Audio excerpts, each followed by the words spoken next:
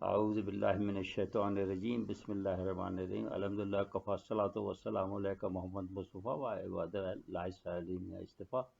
ما بعد، ہم نے اب تک 100 قسطیں جو ہیں وہ ان پہ بات کی ہے۔ اب یہ قسط نشست نمبر 101 ہے، اور یہ ہے بنو فرازہ، تربت و بشیر بن سعد، اسلم اور عبداللہ سیمی رضوان اللہ تعالیٰ علیہ کی مہمات۔ اس نشست میں ہم غزوہ خیبر پر بات کر رہے تھے۔ ہم پہلے بھی عرض کر چکے ہیں کہ وہاں بہت سی چھوٹی چھوٹی بستیاں تھیں، اور اس کے علاوہ وہ قبائل بھی مدینے کے اطراف میں تھے جن کا پیشہ صرف لوٹ مار کرنا تھا، لہذا وہ شورش برپا کرتے رہتے تھے۔ وہ اکثر ان کو کسی نہ کسی کی پشت پرائی حاصل تھی۔ اب جب حضور کو ذرا اطمینان حاصل ہوا تو حضور نے ان کی طرف توجہ فرمائی اور مختلف سرایا مرتب کیے، جن کا ذکر تفصیلی سے مغازی میں تو نہیں ہے، البتہ صحیح بخاری اور مسلم کے علاوہ بہقی رحمۃ اللہ علیہ نے الدلائل میں کیا ہے، جو کم ذیل میں پیش کر رہے ہیں۔ بنو فرازہ کی مہم کے خلاف مہم۔ اس مہم پر حضور نے حضرت ابو بکر کو مامور فرمایا۔ اس کو روایت کرتے ہوئے امام احمد رحمہ اللہ فرماتے ہیں کہ ان سے یکے بعد دیگرے بہزام رضی اللہ تعالیٰ عنہ، اکرمہ بن عمار رحمہ اللہ تعالیٰ عنہ، ایاز بن سلمہ رحمہ اللہ تعالیٰ عنہ، اور خود ان کے والد نے فرمایا کہ ابو بکر بن قحافہ کے ساتھ ہم لوگ مدینے سے فرازہ کے خلاف جنگ کے لیے روانہ ہوئے۔ اس کو امام احمد رحمہ اللہ علیہ آگے ایاز بن سلمہ رضی تعالیٰ عنہ کی زبانی فرماتے ہیں کہ راستے میں جو بھی جنگجو ملتا گیا اور آمادہ پیکار ہوا تو ہم اس کو قتل کرتے ہوئے آگے بڑھے، حتیٰ کہ ہم ان کے کنویں تک پہنچ گئے، جہاں پہنچ کر حضرت ابو بکر نے ہمیں پڑاؤ کرنے کا حکم دیا تھا۔ لیکن بنی فرازہ جب تک ہماری آمد کی خبر سن کر اپنی بستی چھوڑ پہاڑوں پر چڑھ چکے تھے۔ ہم نے اگلے روز نماز فجر کے بعد پہاڑوں میں انہیں تلاش کرنا شروع کر دیا، اور جہاں بھی ان کی کوئی ٹکڑی ملی اس سے جنگ کی، حتیٰ کہ انہوں نے ہتھیار ڈال دیے۔ ہم نے ان کے باقی ماندہ لوگوں کو گرفتار کر لیا۔ ان میں ایک انتہائی حسین عرب لڑکی بھی تھی جو کہ انتہائی میلے کچیلے کپڑوں میں تھی۔ اس کی ماں تو بھاگ گئی، مگر اس کو میں پکڑنے میں کامیاب ہو گیا۔ اس کے بعد میں نے اس کو ابو بکر رضی اللہ تعالیٰ عنہ کے سامنے پیش کر دیا، مگر انہوں نے وہ مجھے ہی بخش دی۔ وہ مزید بیان فرماتے ہیں کہ جب ہم مدینہ پہنچے اور حضور صلی اللہ علیہ وسلم نے اس کو دیکھا تو پہچان گئے، لہذا مجھ سے فرمایا کہ اسے مجھے دے دو۔ میں نے عرض کیا، حضور صلی اللہ علیہ وسلم آپ اسے لے کر کیا کریں گے، کیوں طلب فرما رہے ہیں؟ تو حضور نے سکوت فرمایا اور تشریف لے گئے۔ لیکن اس کے بعد جب آپ صلی اللہ علیہ وسلم نے دوبارہ اس کو مانگا تو میں نے ان کے سپرد کر دیا، کیونکہ مجھے آپ صلی اللہ علیہ وسلم کی ہر خواہش کا احترام اپنی جان سے بھی زیادہ عزیز تھا۔ لیکن مجھے حضور کے بار بار مطالبہ کرنے پر تشویش ضرور رہی۔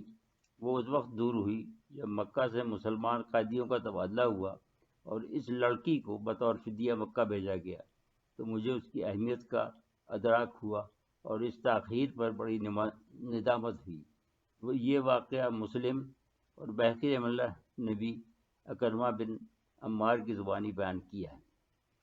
سریہ تربت یا سریہ تربہ، یہ بھی بہقی رحمہ اللہ تعالیٰ علیہ نے بیان کیا ہے کہ حضور نے حضرت عمر کی زیر قیادت ایک دستہ جو کہ 3 آدمیوں پر مشتمل تھا روانہ کیا، اہل تربت کی سرکشی کی سرکوبی کے لیے اور اس کی رہبری کے لیے بنی ہلال کا ایک بہت ہی آزمودہ کار آدمی ساتھ فرمایا، جو کہ چھوٹے سے دستے کو بہت ہی طویل راستے سے لے گیا تاکہ انہیں خبر نہ ہو، اس لیے کہ ان کا طریقہ کار یہ تھا کہ جب وہ کسی کی آمد کی خبر سنتے تھے تو فرار ہو جاتے اور اس کے بعد اپنی شرارتیں شروع کر دیتے تھے۔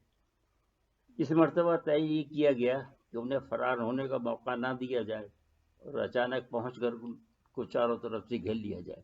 حالانکہ یہ بستی زیادہ فاصلے پر نہ تھی، وہ صرف 4 میل دور تھی۔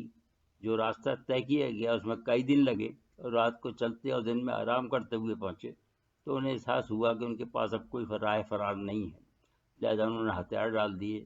بیہقی رحمۃ اللہ علیہ کا بیان ہے کہ کسی نے مدینہ واپسی پر حضرت عمر رضی اللہ تعالیٰ عنہ سے پوچھا کہ اس مہم کا فائدہ کیا نکلا جس کے لیے آپ نے 4 دن ضائع کیے؟ تو انہوں نے جواب میں فرمایا کہ میں نے صرف حضور کے حکم کی تعمیل کی، جو میرے لیے لاکھوں سعادتوں سے بڑھ کر ہے، اور میرے لیے یہ کافی تھا کہ حضور نے مجھے سرکش حوازن کی سرکوبی کا حکم دیا اور میں نے اس کی تعمیل کر دی۔ بشیر بن سعد رضی اللہ تعالیٰ عنہ کی مہم۔ واقدی رحمۃ اللہ تعالیٰ علیہ نے اس کو بہت سے مستند حوالوں سے بیان کیا ہے۔ ایک دستہ حضور نے بشیر بن سعد رضی اللہ تعالیٰ عنہ کی سرگردی میں بنی مرہ کی طرف روانہ کیا، جن کی بستی فزق کے قریب واقع تھی، جو دوبارہ سرکشی پہ اتر آئے تھے، لہذا وہاں زبردست مقابلے کے بعد اس رسالے نے ان کو شکست دی، اور وہاں اسلامی اقتدار قائم کرنے کے بعد وہ رات کو فدق چلے آئے۔ پھر وہاں ایک رات قیام کرنے کے بعد وہ مدینہ واپس آ گئے، لیکن یہ لوگ اپنی حرکتوں سے باز نہیں آئے اور انہوں نے پھر بغاوت کر دی، جس کے لیے غالب بن عبداللہ رضی اللہ تعالیٰ عنہ کو روانہ فرمایا، جن کے ساتھ کئی اور جلیل القدر صحابی بھی شامل تھے۔ ان کے نام یہ ہیں: اسامہ بن زید، ابو مسعود البدری، اور کعب بن اجرہ رضی اللہ تعالیٰ عنہما۔ پہلی مباشرت طلبی پر جو شخص سامنے آیا وہ مرد داس بن نہیک تھا، جو خود تو اس قبیلے کا نہ تھا مگر ان کا حلیف تھا، اور جب اس کو اسامہ بن زید رضی اللہ تعالیٰ عنہ نے زیر کر لیا تو وہ کلمہ پڑھنے لگا، لیکن ان کے سامنے ان لوگوں کے بار بار کی بدعہدیاں تھیں، لہذا انہوں نے اسے قتل کر دیا۔ واقدی رحمۃ اللہ علیہ لکھتے ہیں کہ اس کے بعد ان لوگوں نے پھر ہتھیار ڈال دیے، وہ حضور کے حکم کے مطابق بنی قدیر کی سرکوبی کے لیے روانہ ہو گئے اور ان کو بھی زیر کر کے کامیاب مدینے پہنچے۔ اسلم کی مہم۔ ابن اسحاق رحمۃ اللہ تعالی نے روایت کیا ہے کہ ان سے یزید بن عبداللہ بن قسیط نے کہا کہ ان کے والد ابن عبداللہ بن ابی حدرد نے کہا کہ ان کے والد رضی اللہ تعالیٰ عنہ کو حضور نے اس مہم پر روانہ کیا، اور ان کے ہمراہ ابو قتادہ الحارث رحمۃ اللہ علیہ اور رضی اللہ تعالیٰ عنہ اور محکم بن جسامہ رضی اللہ تعالیٰ عنہ بھی تھے۔ جب یہ لوگ ان کی بستی میں داخل ہوئے تو وہ لوگ کسی تقریب میں جا رہے تھے، یا ان کے ساتھ دودھ سے بھرے ہوئے برتن، کھجوریں یا کچھ دوسرا سامان تھا۔ جب ہم ان سے ملے تو عامر بن عزبت نے ہم کو آگے بڑھ کر اسلامی طریقے سے سلام کیا، لیکن محلم بن جسامہ نے انہیں قتل کر دیا۔ جو سامان وہ لے جا رہے تھے اس کو چھین لیا۔ اس پر یہ آیت شریفہ نازل ہوئی کہ یا ایھا الذین آمنوا اذا ضربتم فی سبیل اللہ فتنبہوا ولا تقولوا، آخر تک۔ اس واقعے کا ذکر جب ان لوگوں نے واپسی میں حضور سے فرمایا کہ اس کے باوجود کہ انہوں نے اسلامی برتاؤ کیا پھر بھی ملہم نے قتل کر دیا، تو حضور نے جواب طلب کیا۔ ملہم نے جواب میں کہا کہ میں سمجھا وہ ہیلا کر رہے ہیں، لیکن اللہ جو دلوں کا حال جانتا ہے اس نے حضور کو اصل حقیقت سے مطلع فرما دیا، جو کچھ اور تھی۔